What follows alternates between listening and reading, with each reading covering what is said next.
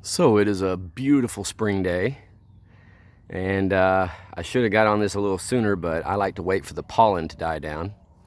What you're looking on this in the screen here on this tree right here is a male Ashe Juniper, and it's going to get a haircut today.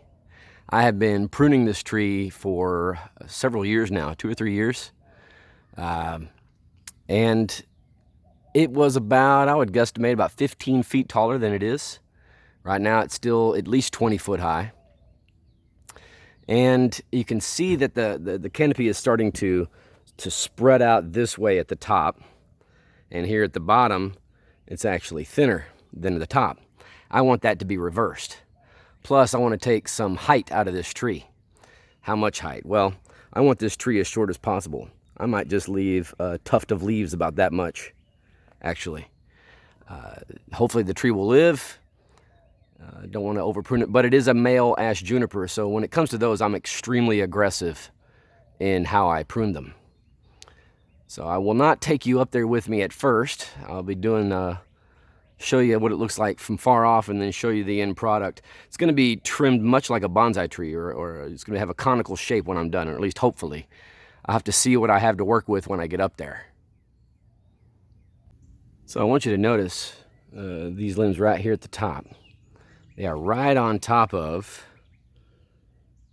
some trees. You may not be able to see it. There's a little tree here, and I got a chickasaw here. And I do not want them to drop on top of that. So the first step, I have to go up and actually reduce the length, because it's part of a larger trunk that I could just take out right there. But if I do, it's probably just going to fall right on top of my my actual crops. So first step, make them a little bit smaller. So when I come back here, you're going to see the top has been shortened a little bit. And then the second step will be to take out these larger trunks and see what we have. And then it'll be touch up on these lower branches to give me the shape that I want. Okay, so you can see my ladder, and you can see the side I'm going to be taking out first. Probably looks scarier on camera than it actually is.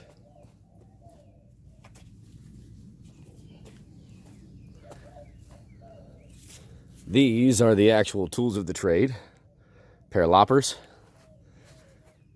and a pruning saw. All right, hopefully I catch some footage of me breaking my neck. That'll be really cool.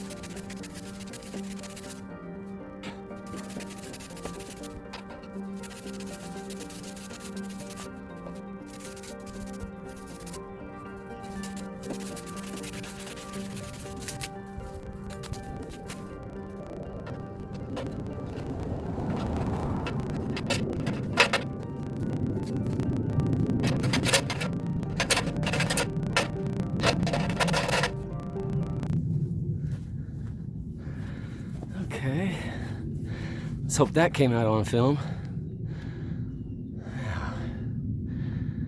Yeah, see, we're gonna take that limb out on the left above the ladder.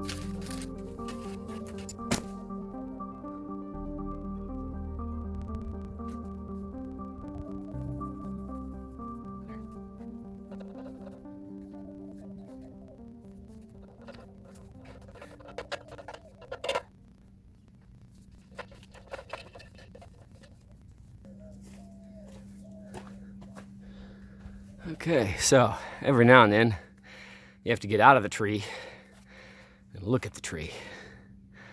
So you can see right here where I'm coming in, you can see that's going to be the height of the tree. So I've got one side done. I have two large limbs to cut on the main trunk. Probably be a lot faster if I went and got my chainsaw, but when I'm up a ladder like that and I'm not following any of the OSHA guidelines, I don't generally like to have a chainsaw. Plus, I'm lazy. I don't like to screw with the oil and the gasoline and sharpening the chain and all that kind of stuff and tighten it. So it's always just, I like to just get out there and get going. So prefer hand saws. Plus, when you're old like me, it's one of the few workouts you actually get. So good to do. All right, so the next thing I'm gonna do is take out these main trunks that go up that high. Probably about 10 foot. And let's hope I don't crush my tree yet. I haven't done it yet. So let's hope I continue the trend. Make sure I got this framed. Yeah, you won't be able to see the full height of the tree, but I'm not going to be up there. Should be right around there. Let's see what we get.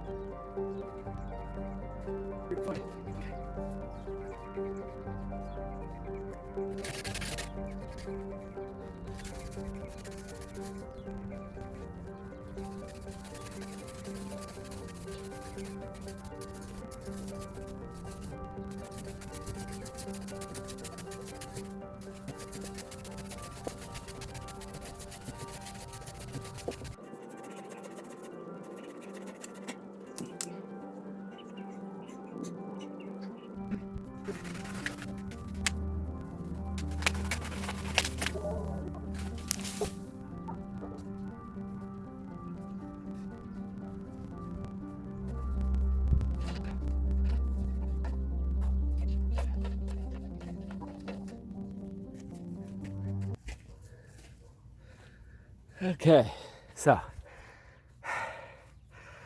hopefully you can see now a little bit better what I was talking about.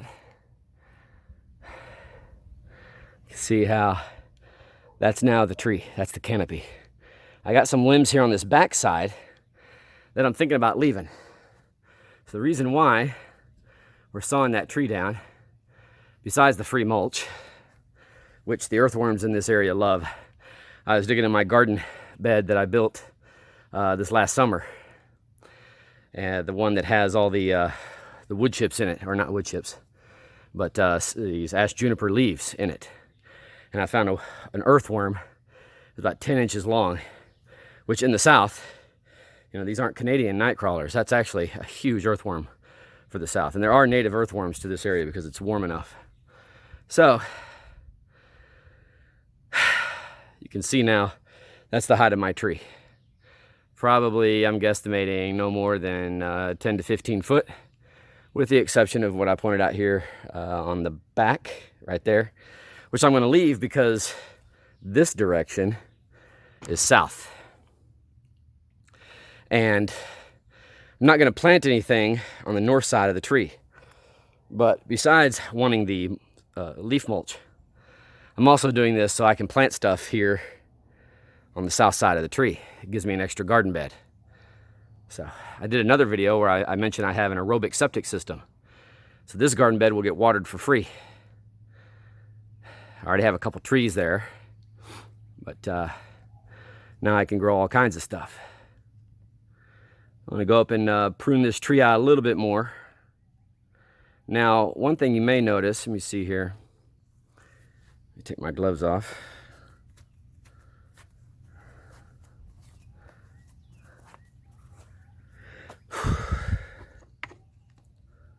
One thing I noticed is right here, this tree right here, its limbs come up and are growing this direction towards this camera.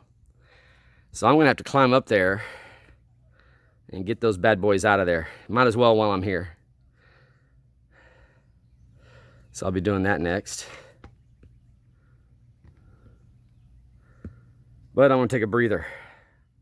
Cue the Janus.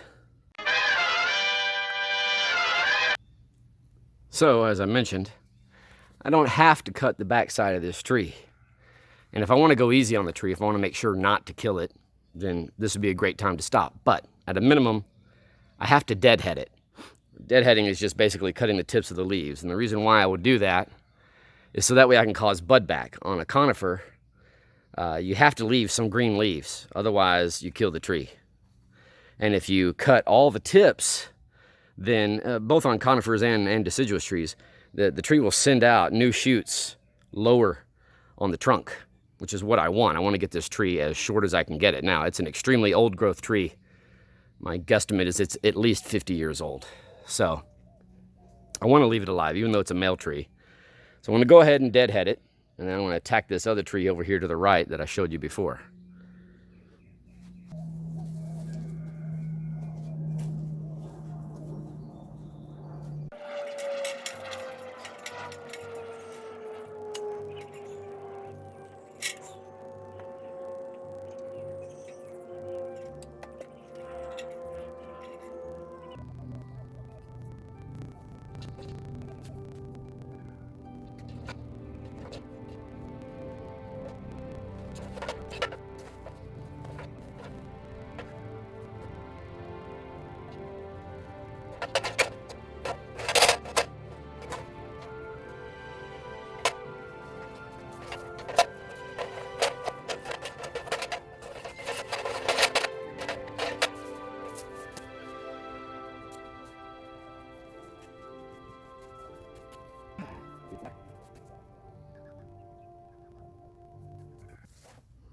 All right, so something else I want to mention. When I cut these limbs, I actually cut them with an eye towards using them as posts later. So I find the straightest section I can find, and that's where I make my cut. So you can see I left a substantial part of the trunk that has no leaves on it. It's up here, I believe. Yeah, right there. There's no leaves from here up, but I left it because it's straight, and I just don't feel like busting out my chainsaw right now. So I'm going to see how much buds back, and then that'll probably be another year from now. And if it buds out lower, then I can take as much of that trunk as I can, because it's an extremely thick and straight post, which would make it excellent for building. Okay, I'm not going to get at that. Probably going to need to get a different ladder.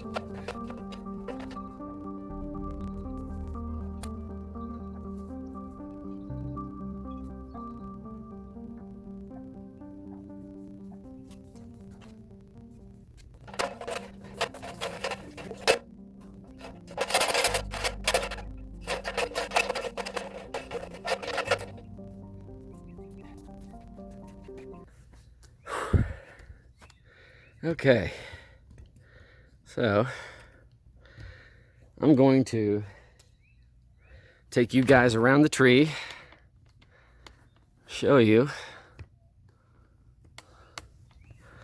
the finished product. So, didn't quite accomplish the conical shape that I wanted, but I'm getting there. So if you look, you see the branches that I left there and here, they do generally increase in length as they go down. Eventually they won't be there at all, hopefully, and I'll get some bud back on the trunk directly, like I have here, this little tuft right there. And then I'll cut them all the way down, and then I'll be able to shape it more like a hedge, and it will only be about that high. You can see about how high that's still pretty good ways off the ground, probably about 12 feet, but it's a lot more manageable of a height as I get older. Now, why didn't I cut the rest of it? Well, one, I didn't want to bust out my chainsaw. Two, I have a few tufts of leaves up here, and I don't want to be too, I was already pretty aggressive with this tree, but I'm pretty sure it's going to make it. I left a substantial amount of green on there. It's early spring, it's mild weather, we should get more water, it's not a drought. So we should get some substantial growth to help fill what I've cut. May even have to trim it again before the end of the year. So that's why I didn't want to be too aggressive. I was already pretty aggressive. You can see how I left much more growth on the back side, the north side, than I did the south side. So hopefully that will help it not be strained too much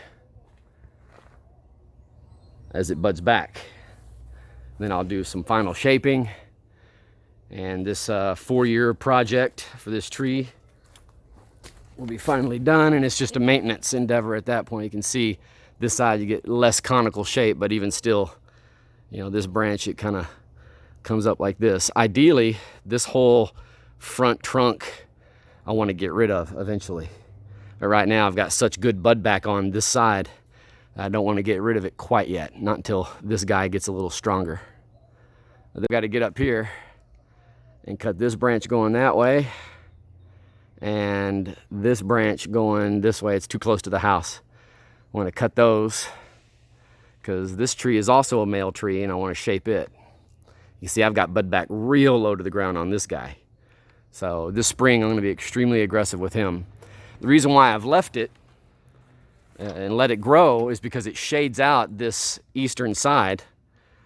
So that way this oak tree that you see right here doesn't grow too much that direction. Why do I not want the oak tree to grow too much that direction? I got a power line over there. So it's a way to kind of herd the tree, kind of, you know, shade pruning, if you will. I don't think I invented that term, but I'm gonna claim it for now. Shade prune it so that way it gets a substantial amount of height and growth before it finally starts to grow that direction. And it will hopefully not be a maintenance nightmare for me in the future. It won't be too hard to manage because oak trees get huge in this area. And before I turn this camera off, I think I'll take you over to my pear tree and my nectarine tree so you can see the first blooms from those trees. Look at this. Now I did not prune this pear tree properly. I didn't know what I was doing when I first got it. But I'll probably do some pruning on this guy to make it more proper, done the way you should for fruit production. But until then, get some beautiful blooms. We'll cue the Janus, and then we'll arrive at the nectarine tree.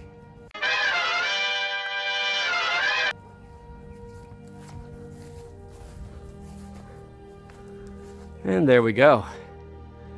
Beautiful pink blooms on the nectarine.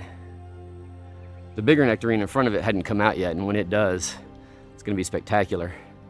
In the distance, you can see the garden delight over here.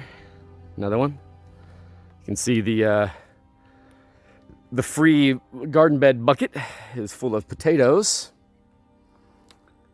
And yeah, there's one more thing I'll show you here, or a couple more things. This is the dock, the broadleaf dock bed.